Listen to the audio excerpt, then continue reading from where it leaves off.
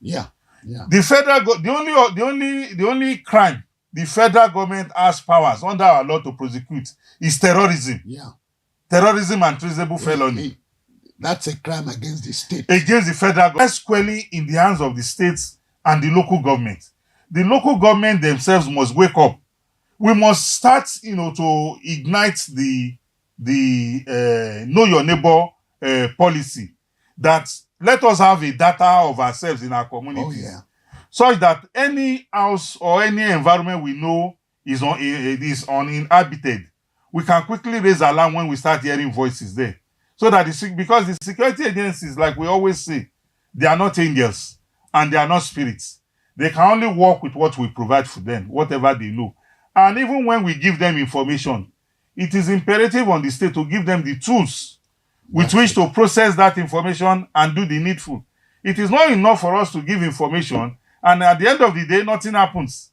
Because as we are all human beings, when we give information to the security agencies and nothing happens, it kills the morale to divulge more information. But we can interrogate the issue of volunteering information. Yes, but when you volunteer information and nothing is done, it kills the spirit of volunteerism. The volunteer does not feel safe. Absolutely. When nothing is must be done. Something must be done. The volunteer must see it being done.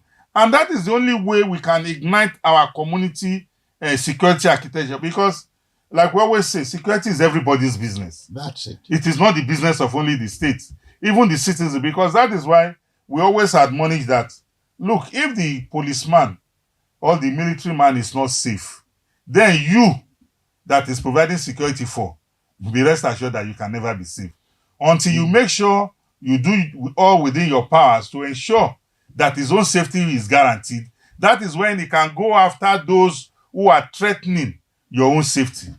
We are making to take this discussion home, and in doing so, let us, you and I, let us agree that sleep in my country, your country has been murdered. Absolutely, has been murdered. And so the man who is causing this mayhem must be stopped. Yes, he lives in your neighborhood. Yeah. He lives within your community. So it is not enough for you to just, every time you want to raise alarm. When you see a young man or anybody coming into wealth that is unexplainable, it is imperative of people to start probing. It's not a question of leaving it for God. No. Yeah. This young man, what is he doing for a living? I remember I was born and brought up in this environment. I say it with all sense of gladness. Pride, yeah. With all sense of pride. This is the society in the past. When people see you and they don't know your means of... I'll give you an example. I live somewhere in Lagos here. Okay. And there was this young man on our streets. I was a very small boy then. Every morning, people would just see the man. He's washing clothes. In the night, he's nowhere to be seen. The community went to him one day and said, "Mr. Man, what do you do for a living?" That was when they invited the police and they discovered he was an armed robber. It was the community that discovered he was an armed robber before and didn't move over to the police. Because they say you cannot just be at home from morning till night sleeping, then in the midnight, you disappear, you reappear in the following morning. Are you a security guard? Are you a security personnel? And when the answer proved otherwise, they said, no, we must probe further. So we need to... That is being your brother's keeper. Be your brother's keeper, yes. Yeah. Not like, just recently, somebody told me he discovered something between his son and another person's son. Okay. And while we were discussing it, I now implored him that please tell that boy's father, let him be aware. Yeah. Play that role. And somebody was now saying, what is your business? If you face your own son. I said, no. If we face only this boy, if this young man cannot corrupt this young boy again, he will move to another target. Okay. But immediately we report him to his parents. If they are responsible parents, they will do the needful, they will curb it. That tendency that is antisocial will be nipped in the bud. So it is time for us to go back and recognize that we need to be our brother's keeper by being observant of what happens in our environment. That is the only way we can help the security agencies. Oh, yeah. This kidnapping can only be stopped if Nigerians are determined that they want to put a stop to it. It is not only a responsibility of the state. The citizens have a crucial role to play in it. Again, the viewer, please excuse the frog in my throat. The viewer must know the statistics here. Nigerians have paid no less than 2.57 billion naira in ransom in one calendar year. And for that matter, 4,722 Nigerians have been kidnapped in one calendar year too. Tells you and us here that kidnapping has become an evil enterprise that should be stopped. Nelson, take 60 seconds, close your thoughts. My closing thoughts is that, remarks is that Nigerians must recognize that security is everybody's business. You don't have to wait until you hear that somebody was kidnapped for millions before you are provoked. We've had cases of people being kidnapped in small communities and ransom being demanded for as low as maybe 500,000 naira or 50,000. Kidnapping is a crime against humanity and God. You know, that is infringing on somebody's rights, you know, to exist and to move to movement. And it must be totally condemned. And we must all join hands with the security agencies, as well as the state itself must wake up. All right, let's apply the brakes here. Thank you, Nelson Ekujime, for coming. Thank you, Citizen Jones. Right, folks, let's ruminate over the matter. Kidnapping must be stopped before it stops us. I'm out of here for now. Until the next time, stay well. Broadcast icon Prince Biscon and the entire Biscon Communications team joins the nation in celebrating a visionary leader and a statesman of uncommon courage, His Excellency Vice President Kashim Shettima, GCON, as he marks his 59th birthday. A man of wisdom, resilience, and unwavering commitment to national progress, Vice President Shettima has distinguished himself through years of dedicated service, inspiring hope and driving development across our nation. On this special day, we salute his leadership, honor his contributions, and wish him many more years of good health, wisdom, and strength as he continues to serve Nigeria with passion and distinction. Happy 59th birthday, Your Excellency, Vice President Kashim Shettima, with best wishes from Prince Biscon and all of us at Biscon Communications. Nigeria's political landscape and the road to the 2027 general elections.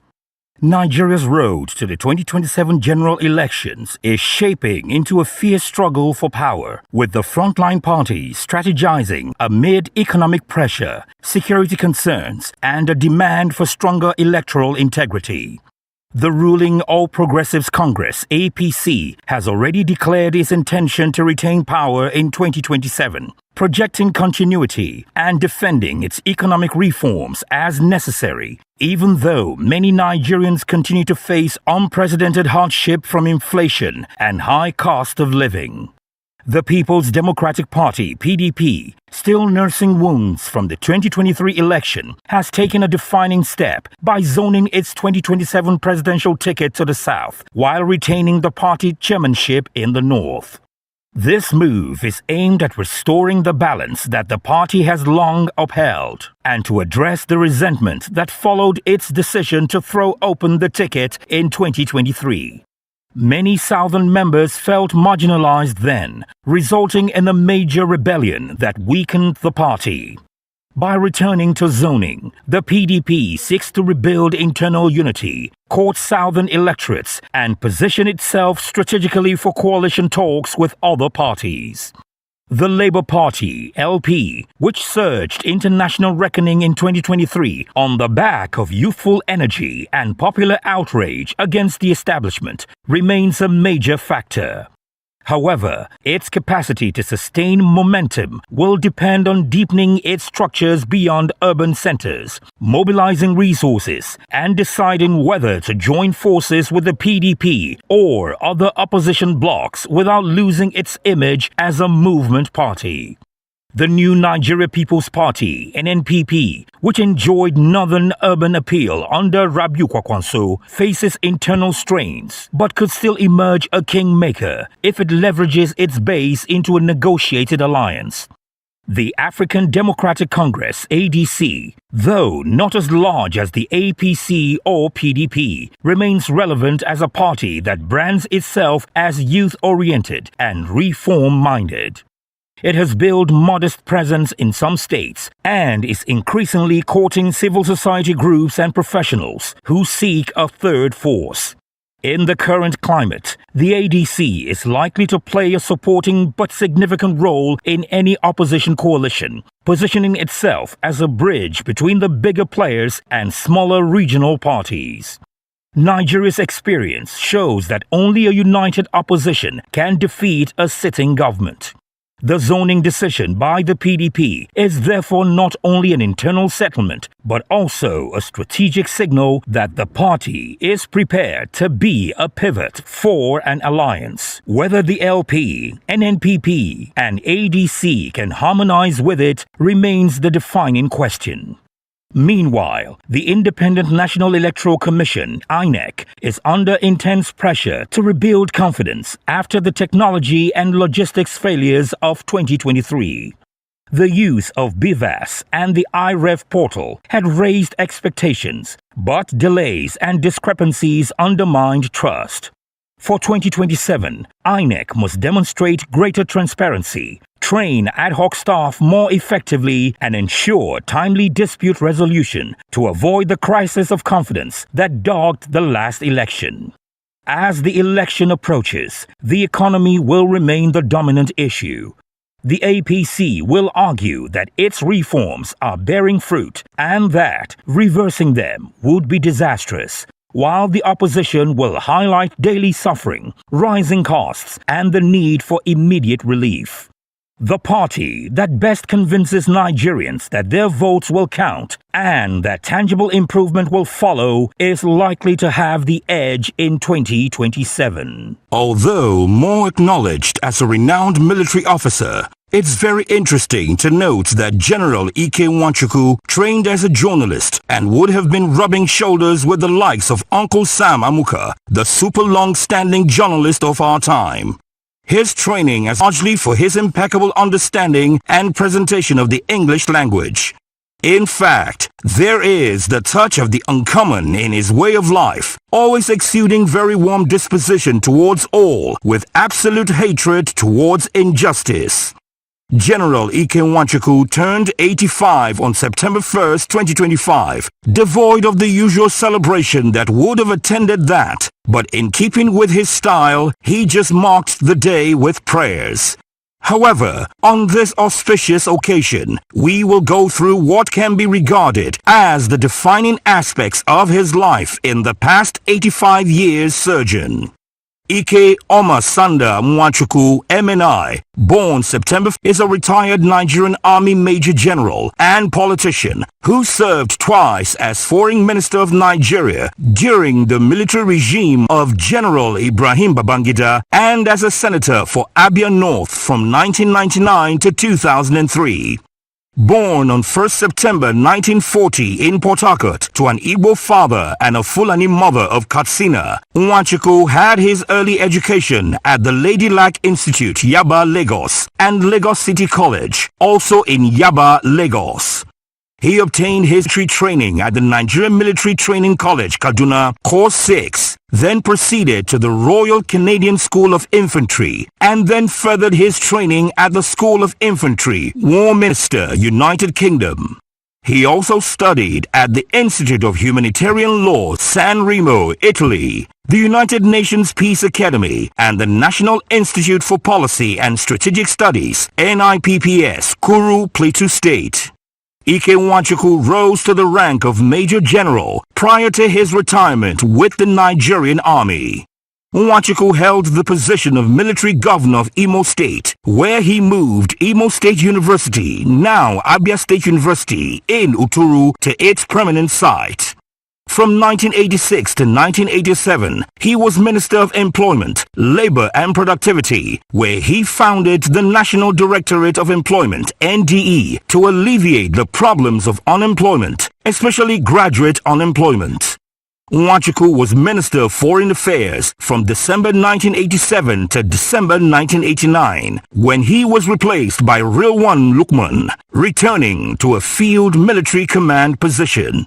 In September 1990, he was reappointed Minister of Foreign Affairs, being replaced in January 1993 by Matthew Mbu during the transition to civilian rule. He was active and effective as foreign minister, taking a mercantilist approach to diplomacy. As an Abia State Senator, Nwachukwu served as chairman of two Senate committees, the Senate Committee on Power and Steel and the Senate Committee on Governmental Affairs. Nwachukwu participated in the 2003 Nigerian presidential election for the National Democratic Party.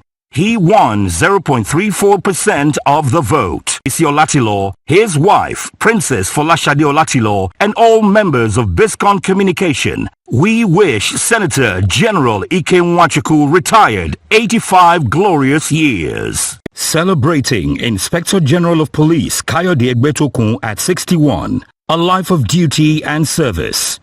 On September 4th, 2025, Nigeria celebrated the 61st birthday of Inspector General of Police Kayode Egbetokun, a leader whose life and career have been defined by dedication, courage, and an unwavering commitment to public service. A seasoned officer and a man of distinction, Egbetokun has risen through the ranks with exemplary discipline, proving himself as a reform-minded police chief focused on building a safer and more secure nation. Over the years, he has consistently championed professionalism, community engagement, and innovation within the police force, earning respect both at home and abroad. His journey is a testament to resilience, hard work, and an unyielding belief in the power of service to humanity. Beyond his career, IG Egbetokun stands as a role model and mentor, inspiring a new generation of officers to embrace integrity, honor, and service above self. His leadership reflects not just a commitment to law enforcement, but also to building trust and unity between the police and the people they serve. President Bola Ahmed Tinubu himself joined in the celebrations, praising IGP Egbetokun for steering the National Police Force with courage and resilience amidst evolving security challenges. He lauded the IGP's dedication to service, his efforts to uphold law and order, and his relentless pursuit of reforms to strengthen the integrity of the force. As family, friends, colleagues, and a grateful nation honor him, we celebrate a man whose legacy continues to inspire the present and shape the future of law enforcement in Nigeria. Happy 61st birthday, Inspector General of Police, Kayode Egbetokun.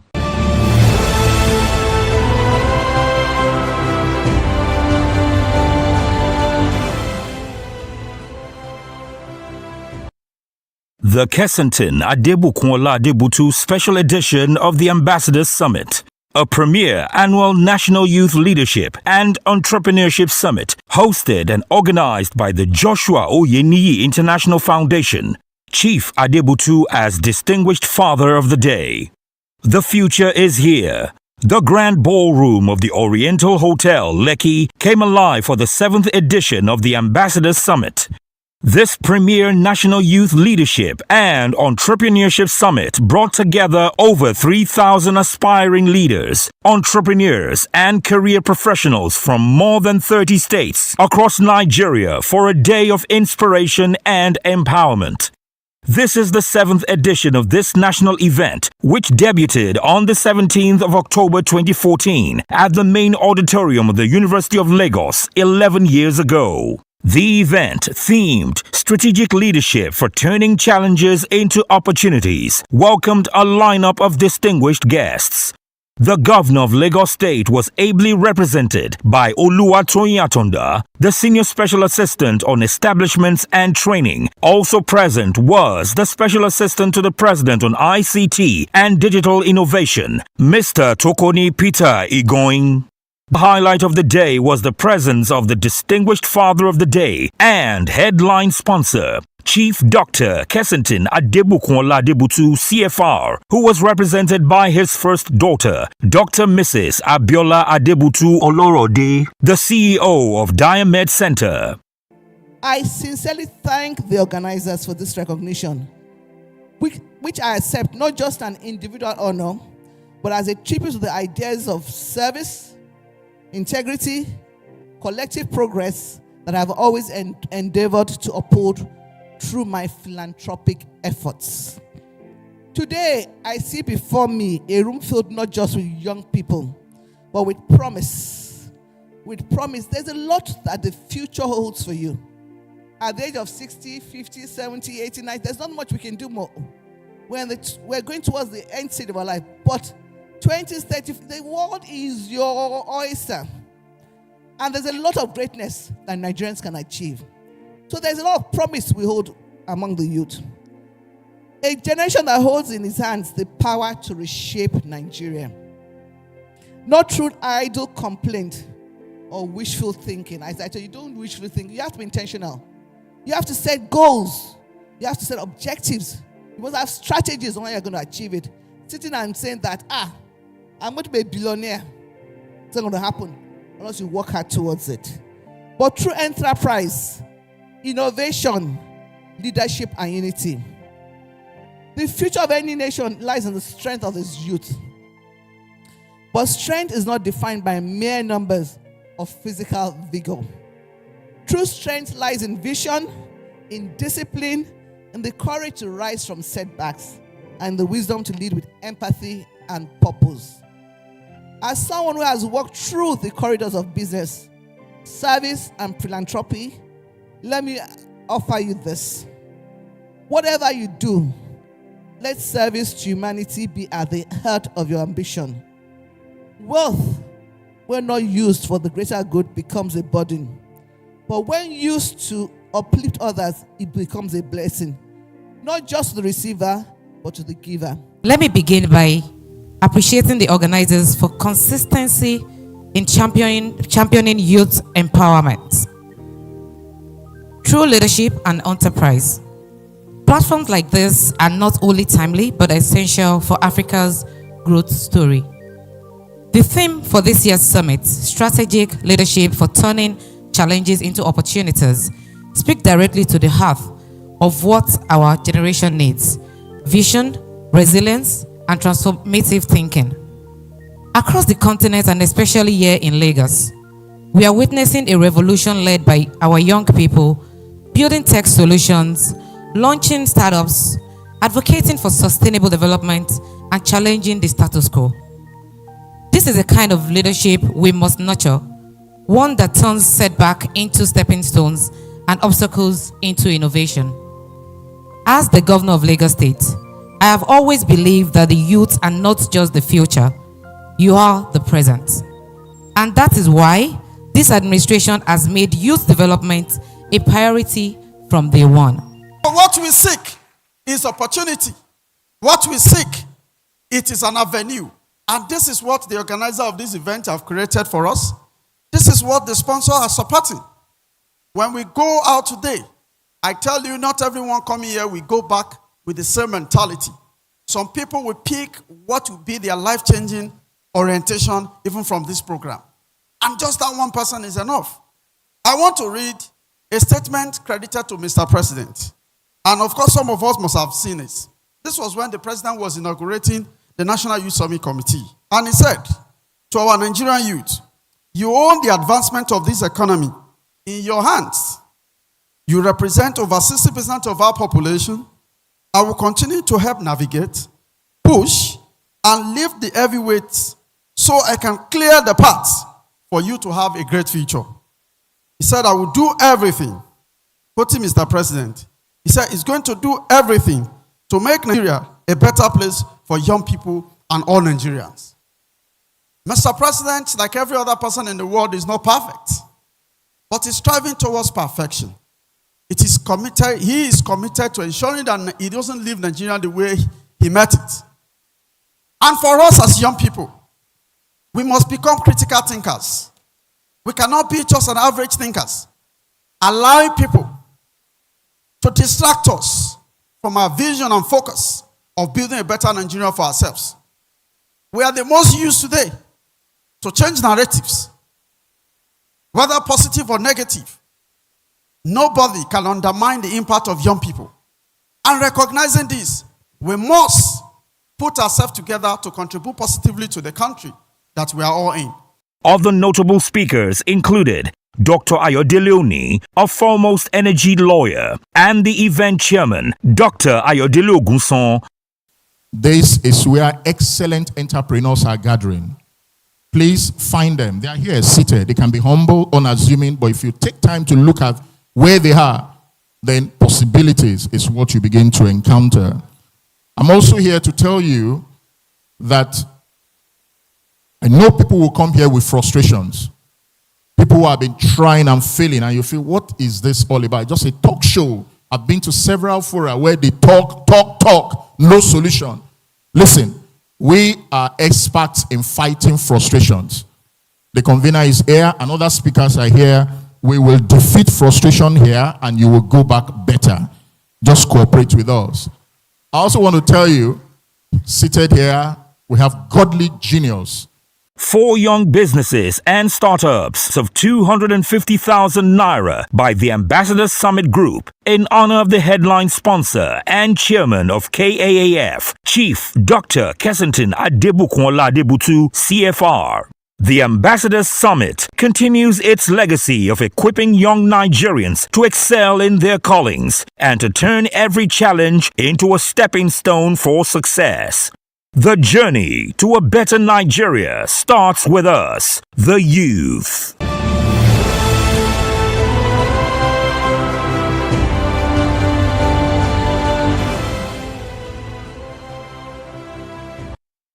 Dangote Refinery, 1 year of refining and petrol production, a national transformation.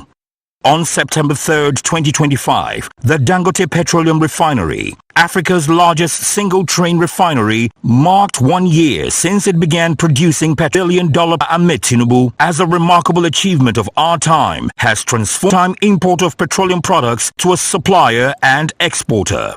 In the course of 12 months, the refinery has contributed to lowering the cost of petrol, diesel, and cooking gas, helping to ease the burden on households and businesses, while also bringing relief to the national economy through foreign exchange savings and a more stable naira.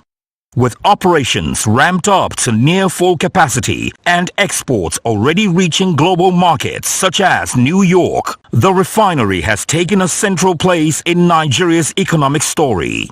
Its nationwide distribution network, supported by thousands of newly commissioned CNG-powered tankers, stands as proof of its vision to serve not just Nigeria, but the African continent and beyond. Under new leadership, the project continues to attract global attention, even as it grapples with the technical and environmental challenges that such a massive undertaking demands. 1 year on, the Dangote Refinery is more than an industrial complex. It is a symbol of national pride, a testament to private sector vision, and a beacon of hope for energy security and economic transformation in Nigeria. His Imperial Majesty Senator Rashidi Adewolu Ladoja, the 44th Olubadan of Ibadan land. His Imperial Majesty Senator Rashidi Adewolu Ladoja, Olubadan designate and soon to be crowned 44th Olubadan of Ibadan land, remains a figure who embodies resilience, leadership, and an enduring love for his people. Born on September 25, 1944, into a prominent Ibadan family, he has climbed the renowned chieftaincy ladder with patience, dignity, and humility until remarkable service to Nigeria and his people. Educated both at home and abroad, he excelled as an engineer, businessman, with where he implemented policies that touched education, infrastructure, and grassroots development. Even in the face of political adversity, he stood firm as a man of courage and principle, a leader who placed the people above personal interests. Now nominated by the Olubadan in council and formally approved by Governor Seyi Makinde, Senator Ladoja awaits his formal coronation on September 26, 2025 at the iconic Mapo Hall, a ceremony that will mark the beginning of a new era in Ibadan land. His ascension symbolizes the time-honored meritocracy of the Ibadan traditional system, where leadership is not bought but earned through service and seniority. The Olubadan designate, Senator Rashidi Adewolu Ladoja, is more than a traditional ruler in waiting. He is a statesman, a visionary, and a custodian of culture who will bring dignity, unity, and hope to the people of Ibadan and Yoruba land as he ascends the revered throne as the 44th Olubadan of Ibadan land. His reign is expected to usher in a period of renewed peace, development, and continuity for Ibadan, a city known for its rich history and unique system of succession. As he takes his place among the illustrious line of Olubadans, His Imperial Majesty, Senator Rashidi Adewolu Ladoja, will stand as a symbol of hope and inspiration, not only for the people of Ibadan land, but also for the entire Yoruba nation and Nigeria at large.